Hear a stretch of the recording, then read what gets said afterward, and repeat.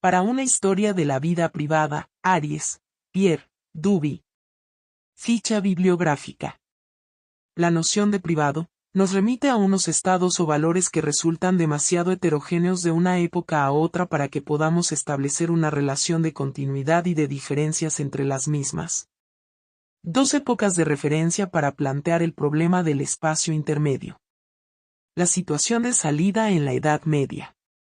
Encontramos un individuo inserto en sociedades colectivas, feudales y comunitarias, un sistema que funcionaba con el vasallaje que encerraba al individuo o a la familia en un mundo ni privado ni público.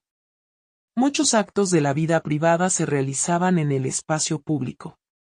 La comunidad que rodea al individuo lo limita y constituye un medio donde todos se conocen y se espían.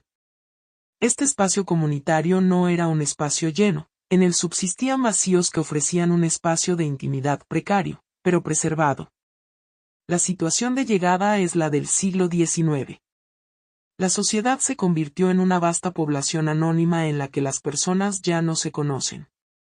El hombre ha adquirido la necesidad de protegerse de la mirada de los demás, y lo ha hecho de dos maneras, mediante el derecho de elegir con mayor libertad su condición, su tipo de vida, o recogiéndose en la familia, centro del espacio privado. ¿Cómo se pasó del primer al segundo modelo?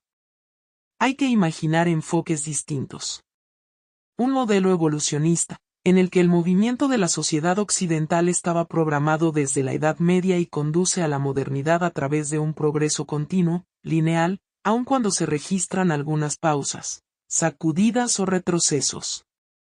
Otro enfoque considera las realidades, y plantea que en ese periodo no hubo cambios reales en los pensamientos de los individuos. Es decir, que la división en periodos de la historia política, económica o cultural no cuadra con la historia de las mentalidades. Sin embargo, hay demasiados cambios en la vida material y espiritual para no tratar al periodo moderno como un momento autónomo y original. ¿Cuáles acontecimientos van a modificar las mentalidades, en particular las ideas que tienen ellos mismos? Tres acontecimientos externos entraron en juego. El primero es el nuevo cometido del Estado, intervenir con mayor frecuencia en el espacio social. Desde los siglos XV y XVI había más margen en una comunidad cada vez más desigual. Las posibilidades de actuar consistían en ganar la aprobación, la envidia, la tolerancia de la opinión pública mediante la apariencia. Conservar o mantener el honor era preservar el prestigio. El individuo era lo que conseguía aparentar. El Estado pasó a tomar en cuenta tanto como pudo el control de la apariencia, intervenía cada vez que podía en asuntos internos y ponía su poder a disposición de uno de los miembros de la familia contra otro. El Estado dividía las personas en tres zonas: la sociedad cortesana, donde se mantenía la mezcla de acción política y estatal, en el otro extremo las clases populares del campo y las ciudades, y la corte, la plebe, que va a desarrollarse entonces en los grupos sociales e intermedios. El segundo acontecimiento es el desarrollo de la alfabetización y la difusión de la lectura, principalmente con la imprenta.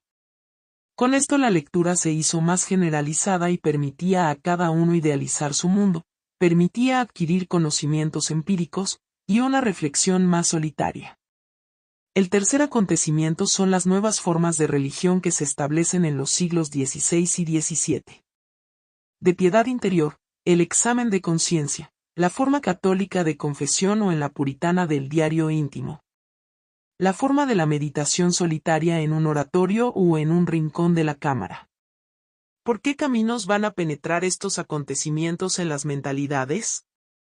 La literatura de las civilidades en uno de los buenos indicadores de cambio, y se ve las transformaciones de lo caballeresco a los buenos modales. Una nueva actitud frente al cuerpo, se extiende a un espacio preservado. Se ve un pudor nuevo, una nueva preocupación por disimular determinadas partes del cuerpo.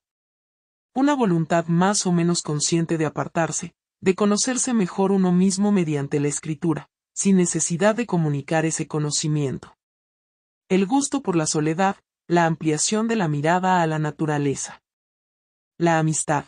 Esta disposición a la soledad invita a compartirla con un amigo querido, retirado del círculo de los asiduos.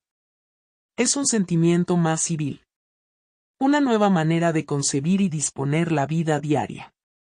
Se dedica más tiempo y cuidados a los gustos y a lo que acapara el interés. Las casas que resumen el movimiento de esas constelaciones psicológicas que acabamos de evocar.